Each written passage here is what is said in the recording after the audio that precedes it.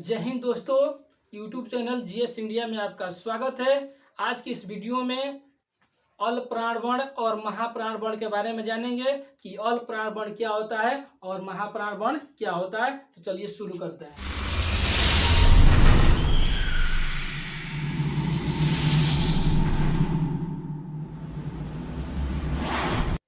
अल प्राणवर्ण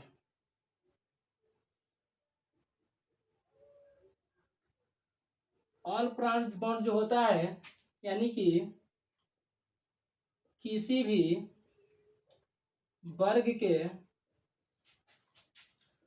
प्रथम, तृतीय, पंचम वर्ण तथा अंतस्थ व्यंजन वर्ण को अल्प प्राणवर्ण कहते हैं। अर्थात किसी भी वर्ग यानी कि वर्ग 5 होते हैं, जैसे कवर्ग, चवर्ग, टवर्ग, तवर्ग और पवर्ग। यानी कि किसी भी वर्ग के प्रथम, तृतीय, पंचम वर्ण तथा अंतस्थ व्यंजन वर्ण को अल प्राणवर्ण कहते हैं। चाहे कोई भी वर्ग हो, किसी भी वर्ग का प्रथम वर्ण होना चाहिए, तीसरा वर्ण होना चाहिए और पांचवा वर्ण होना चाहिए और उसके साथ साथ अंतस्थ व्यंजन वर्ण होना चाहिए। और अल प्राणवर्ण जो होता है इसकी संख्या 19 होती है। इसकी संख्या 19 होती है। जैसे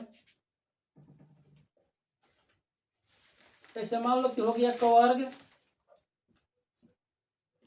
चवर्ग, टवर्ग, तवर्ग और पवर्ग। किसी भी वर्ग के प्रथम यानी कि पहला वर्ण तो हो जाएगा क, यहाँ पर लिख देंगे प्रथम, यहाँ पर तृतीय और यहाँ पर लिख देंगे पंचम। तो पहला वर्ण होगा क, तीसरा वर्ण होगा ग और पांचवा वर्ण होगा अंग। चवर्ग में होगा च, ज और य। टवर्ग में ट, ड, अण। तवर्ग में त, द और न। पवर्ग में प होगा, ब होगा और म होगा। और इसके साथ साथ अंतस्थ व्यंजन वर्ण। अंतस्थ व्यंजन वर्ण यानी कि इसमें होता है य, र, ल और व। यानी कि ये हो गया 5 और ये 5 और ये 5, ये हो गया 15 और 15 4 19। यानी कि अल प्राणवर्ण जो होते हैं इसकी संख्या 19 होती है। यानी कि किसी भी वर्ग के पहला वर्ण होता है, तीसरा वर्ण होता है और पांचवा वर्ण होता है और उसके साथ साथ अंतस्थ व्यंजन वर्ण होते हैं। यानी कि अल प्राणवर्ण जो होते हैं इसकी संख्या 19 होती है। यानी कि कुल टोटल 19 अल प्राणवर्ण होते हैं। इसके बाद कहने का मतलब है कि यहाँ पर जैसे मान लो कि पहला हो गया, तीसरा हो गया और ये पांचवा हो गया, तो हम लोग ट्रिक के माध्यम से भी याद कर सकते हैं। यानी कि 135 हम लोग याद रखेंगे। 135 याद रहेगा। यानी कि पहला वर्ण, तीसरा वर्ण और पांचवा वर्ण होगा और उसके साथ साथ अंतस्थ व्यंजन वर्ण याद रहना चाहिए। तब तो हमको पकड़ में आ जाएगा कि अल प्राणवर्ण कौन होता है। ठीक क्या होना चाहिए? 135। 135 यानी कि इसको यहाँ पे लिख देते हैं। यानी कि ट्रिक है 135 याद रखेंगे। यानी कि अल प्राणवर्ण हो जाएगा। कोई भी पूछेगा कि अल प्राणवर्ण कितने होते हैं तो बताएंगे कि अल प्राणवर्णों की संख्या 19 होती है। यानी कि किसी भी वर्ग के पहला वर्ण होता है, तीसरा वर्ण होता है, पांचवा वर्ण होता है और उसके साथ साथ अंतस्थ व्यंजन वर्ण होते हैं। इसके बाद आता है महाप्राणवर्ण। यानी कि महाप्राणवर्ण जो होता है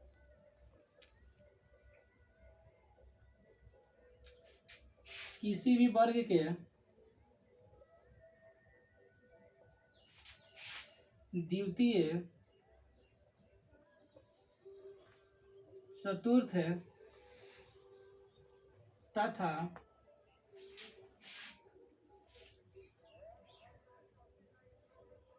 उसमें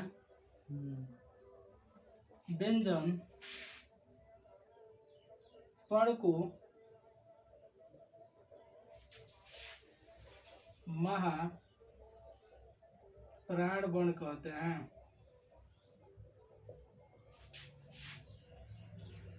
इसकी संख्या 14 होती है।